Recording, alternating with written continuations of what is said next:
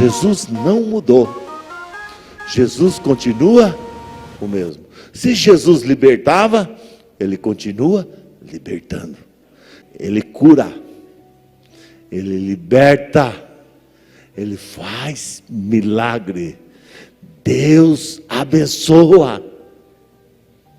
Ele continua o mesmo. Mas algumas coisas da nossa vida, primeiro a gente tem que ser curado. Algumas coisas da nossa vida, a gente precisa ser sarado. Esse homem só fez o que fez porque foi liberto.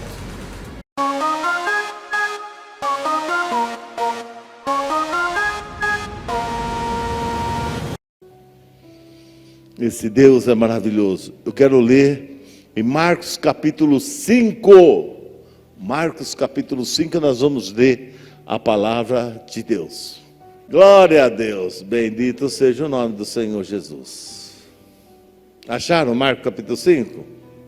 Vamos lá. A cura, fala a cura do endemoniado, né? Vamos lá. Lá em Mateus capítulo 8, 28, fala o mesmo assunto.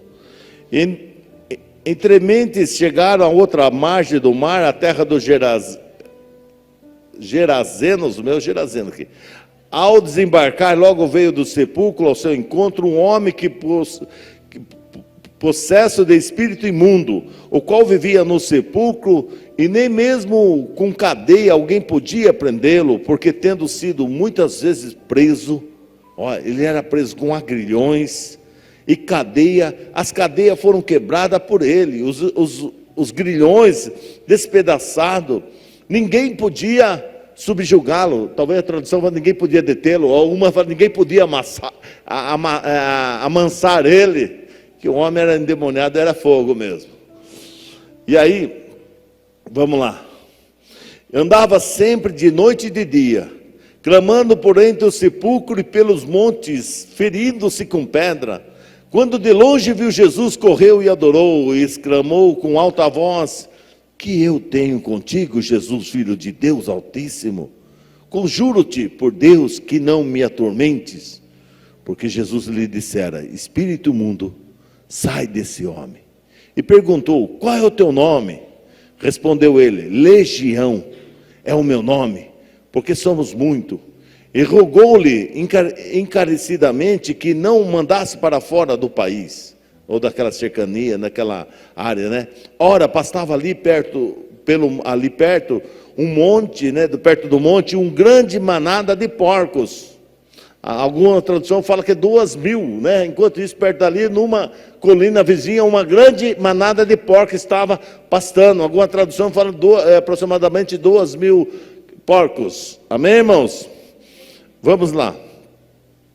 E os espíritos imundos rogaram a Jesus, dizendo: manda-nos para os porcos, para que entramos nele.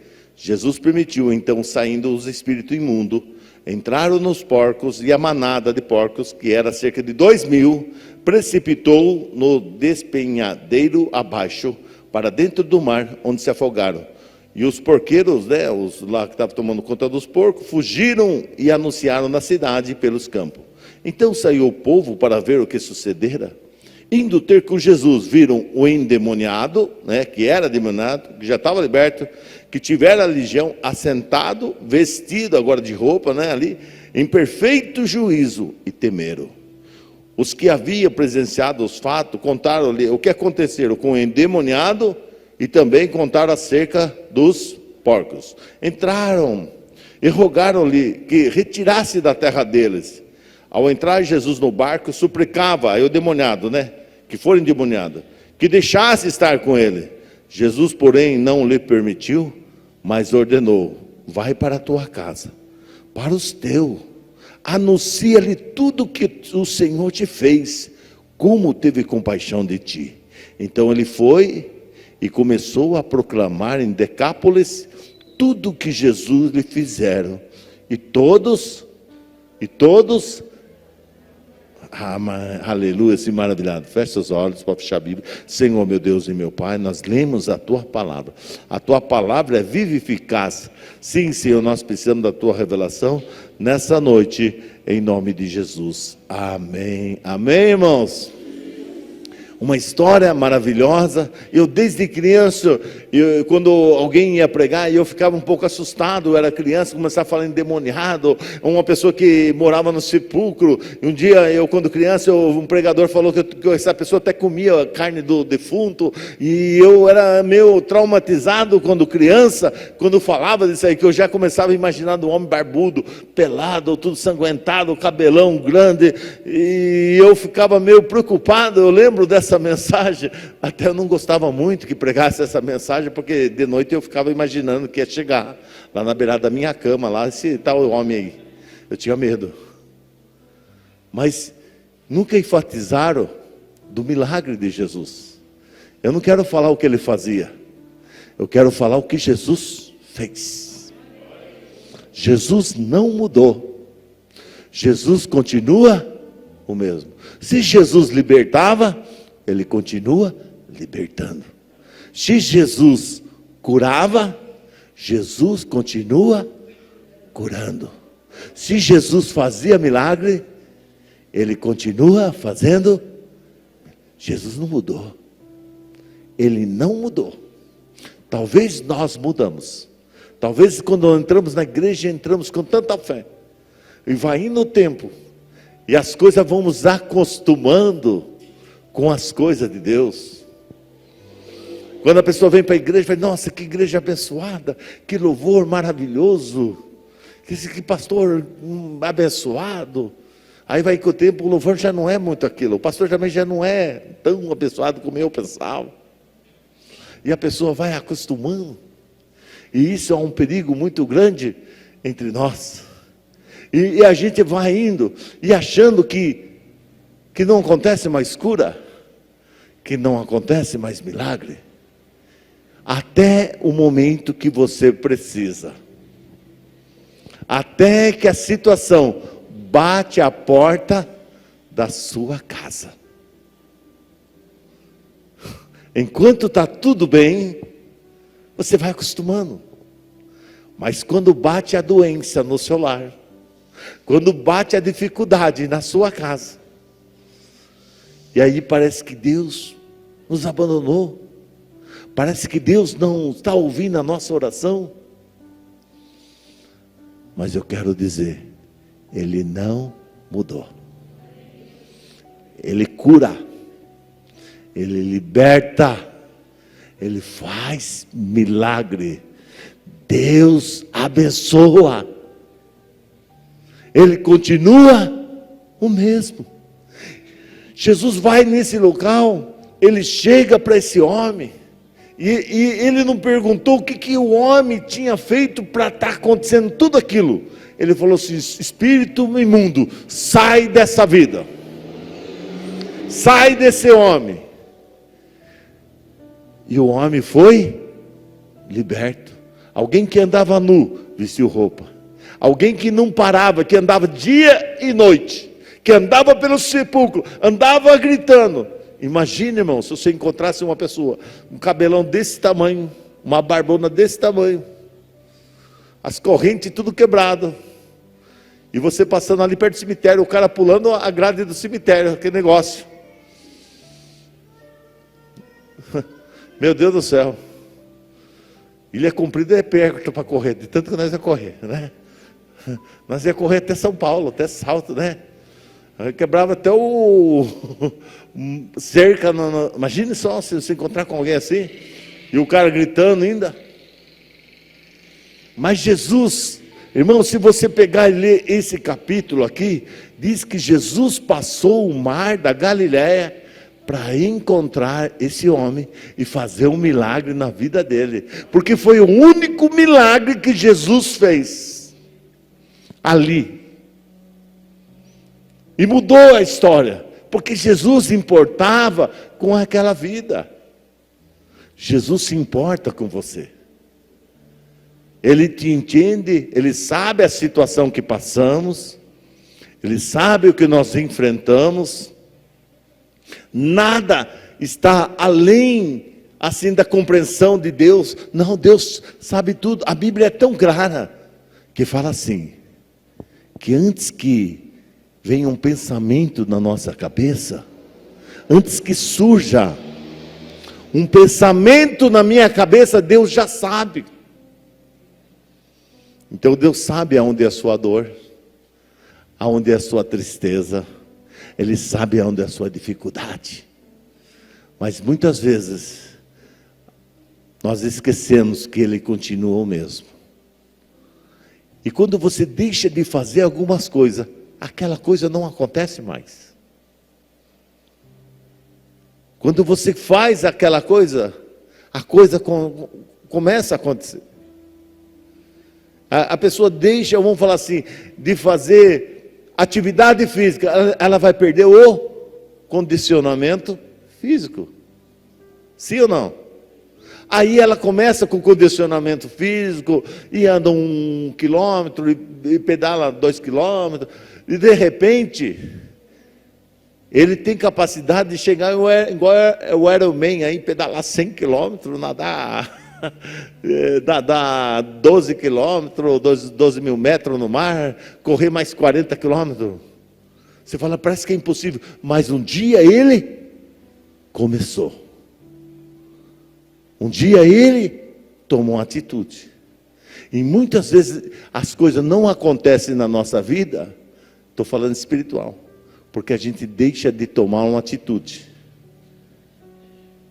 Por que Deus, o Senhor Jesus, libertou esse homem? Porque Jesus se dispôs a passar o mar e ir até aquele homem, mudar a vida dele. E nós lemos que ele mudou a vida dele. Quando chegaram para ver, ele estava sentado aos pés de Jesus, vestido, ouvindo a palavra. Tanto é que quando Jesus subiu no barco para voltar para o outro lado do mar, ele queria acompanhar Jesus. Ele já não queria saber de mais nada. Eu quero Jesus, eu quero Jesus. Tomou a iniciativa. Jesus falou, não, você volta para os seus e vai anunciar a palavra. E nós lemos aqui que ele voltou para Decápolis, né? E aí ele começou a falar de Jesus, o que tinha feito na vida dele. E todos se maravilharam, porque ele entendeu o que precisava ser feito.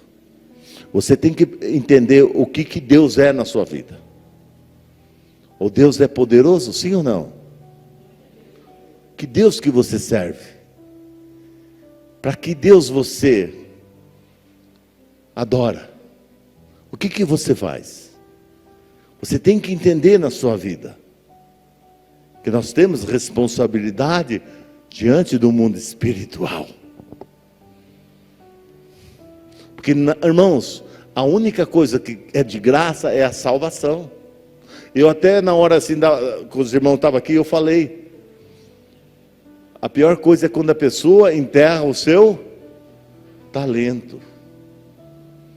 Imagine se Jesus, que tinha um talento, autoridade, ele não fosse libertar esse homem. Muita gente não teria se convertido, se maravilhado. Porque não foi Jesus que pregou, foi o homem que foi liberto. Quem está entendendo? Agora, tem o outro lado da moeda. Aquele que não busca Deus.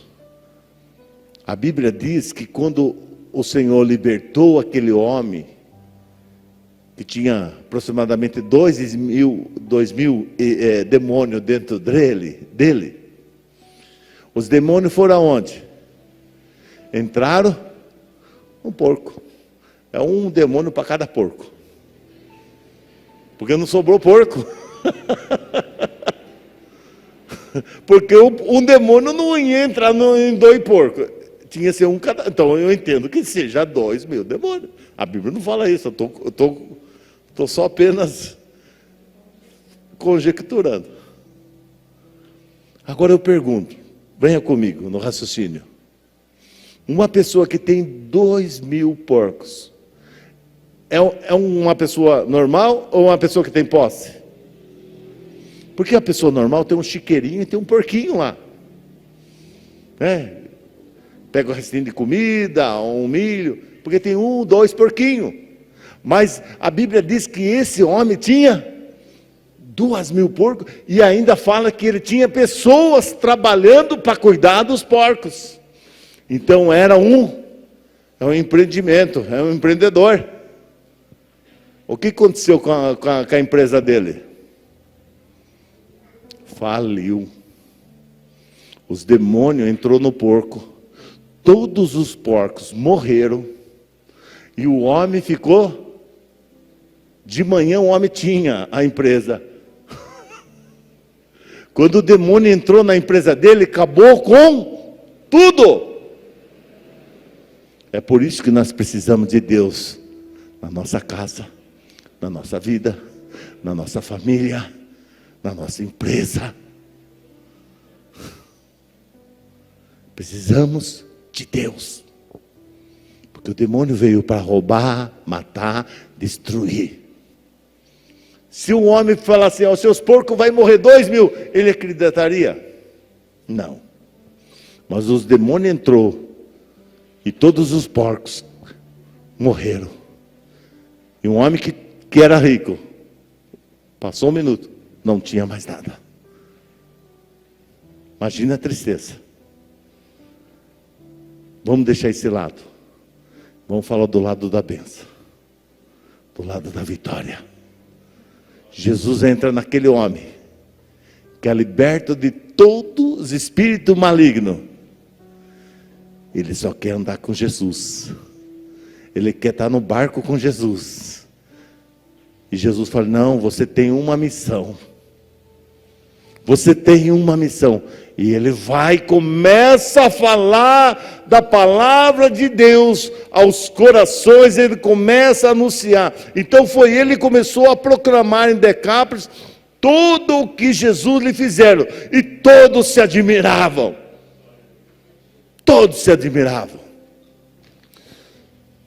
E eu realmente peço a Deus, que Deus faça uma obra na sua vida.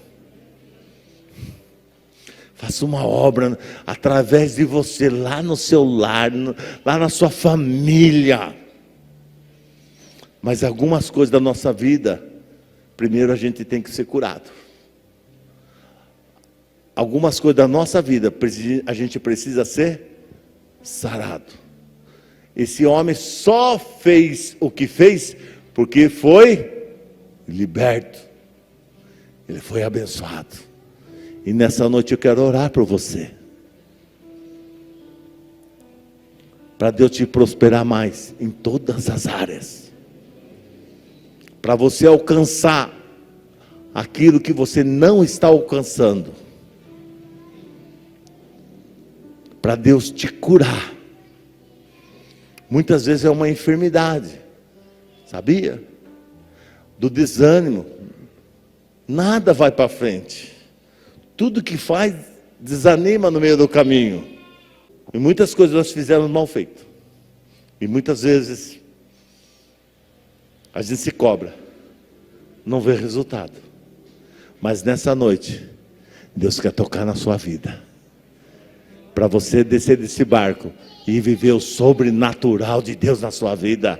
Talvez você fale assim, mas eu falo para aquela cabeça, é cabeça dura, não entra, e não quer. Quem disse? Quando Jesus entra, quer. Jesus convence até o pior do pecador. E Deus vai usar você. Só que Ele vai restaurar você nessa noite.